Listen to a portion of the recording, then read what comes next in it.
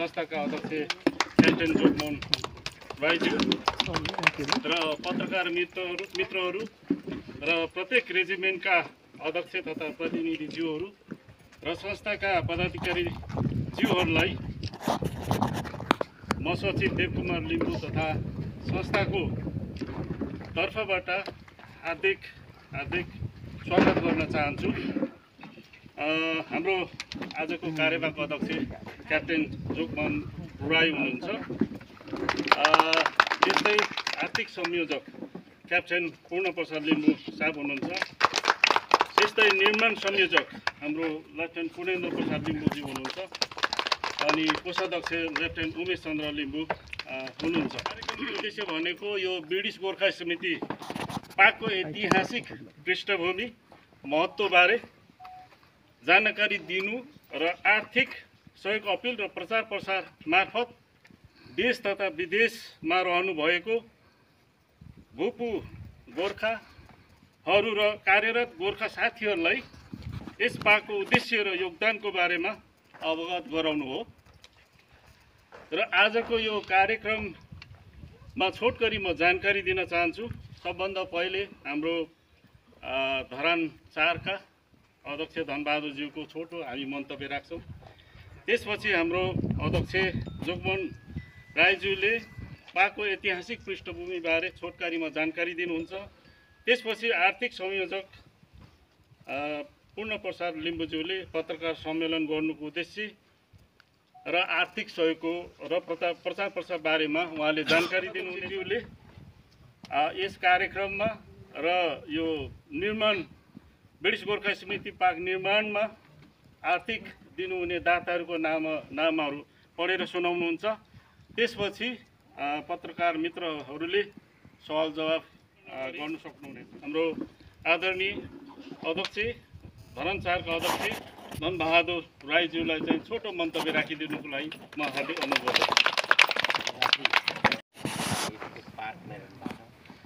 सायद यो बनिरहँदाखेरि मेयर हर्क साम्पाङको पालाको जस्तै सामाजिक सञ्जालहरू एक्टिभ भइदिएको भए यो पार्कले अर्कै मोड लिन्थ्यो होला भन्ने लाग्छ मलाई। आमदामीको स्रोतमा मान्छेको पर्यटन आवत जावत गर्ने कुरामा जस्तो लाग्छ मलाई। किनभने एउटा कुनामा त्यहाँ ढुङ्गे पार्कमा बनाउँछ, त्यहाँ पनि सामाजिक सञ्जालले फोन खुले कि ढुङ्गे पार्क आउँछ भनेर मान्छे प्रेसर भएर त्यहाँ हेर्न आउने गरेको छ भने त्यत्रो पार्क गर्नु भने आजको यो सामाजिक सञ्जालले छ्याप्ती पार्छन् र त्यसबाट सबैको ध्यान आकर्षण हुन्छ भन्ने लाग्छ। यति भन्न चाहिँ मलाई धेरै कुरा थाहा छैन। हस् त धन्यवाद। मेरो भनाइ धेरै खड्किँदै जाँदैछ भनेदेखि 2007 सालमा माफ गर्नु होला, पानी पनि लगाउँ है। 2007 सालमा बेलायत सरकारले जुन यो गोर्खाहरूलाई आवासीय भिसा दिनु थाल्यो, त्यसपछि हाम्रा नेपाली दाजुभाइहरू जसलाई लाउरे भन्छन्, तपाईँहरूले भन्ने गर्नुभएको छ, उहाँहरू यसमा सबै कुरो भनिसक्नुभयो। र यसमा चाहिँ के हुन्छ, यो शिलालेख चाहिँ हामीले के गर्ने गरेका छौँ भने पैसा जसले धेर थोर दिएकोमा चाहिँ हामी केयर गर्दैनौँ। जसले चाहिँ उहाँ पहिला दिनुहुन्छ उहाँहरूको सिरियल नम्बरमा चाहिँ त्यहाँ एउटा शिलालेखको ब्लक पुगिसकेपछि चाहिँ हामी तत्काल टाँसिहाल्नेछौँ त्यहाँ। त्यस कारणले अब त्यो चाहिँ यहाँहरू सबैलाई चाहिँ म के विनम्र अनुरोध गर्नु चाहन्छु भने जतिसक्दो यहाँहरूले चाहिँ चाहनुहुन्छ भने हामीले विभिन्न आएर यो अध्ययन गर्नु होला। यसले धेरै कुरा बोल्नेछ। यति भन्दै म तपाईँहरूलाई यो मेरो छोटकरीमा जानकारी यहीँ रोक्छु। अनि यदि भन्दै अब म यता हाम्रा क्याप्टेन पूर्ण साहबलाई म अगाडि बोलिदिनु हुन आग्रह गर्दछु। धन्यवाद छ।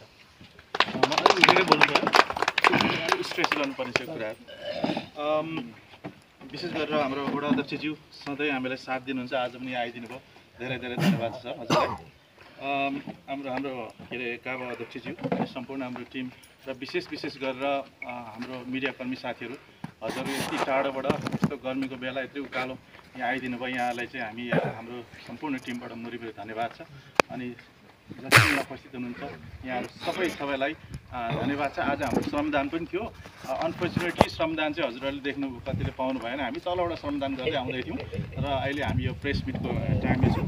अनि सबै सबै कुरा त सायद यहाँ कभर गरिसक्नुभयो अध्यक्षज्यूले अनि हाम्रो वडा अध्यक्षज्यूले पनि भन्नुभयो। तर आजको विशेष किन हामीले यो सम्मेलन गर्न गइरहेछौँ अनि के हो भन्ने कुरा चाहिँ म अलिकति स्ट्रेस गर्न माग्छु।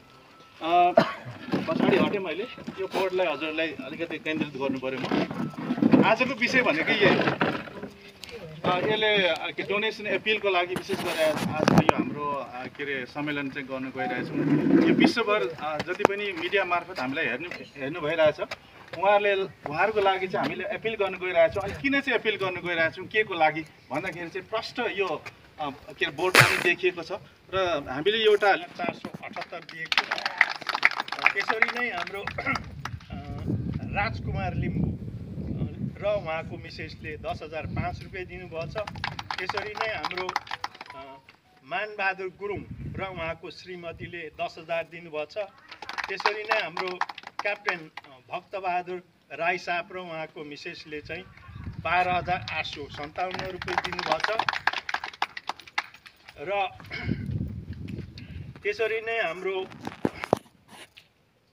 कप्रोल योगेन्द्र सुब्बा र उहाँको मिसेसले चाहिँ 10,000 दिनुभएको छ। त्यसरी नै हाम्रो सार्जन हर्कराज राई र उहाँको मिसेसले चाहिँ 11,111 दिनुभएको छ।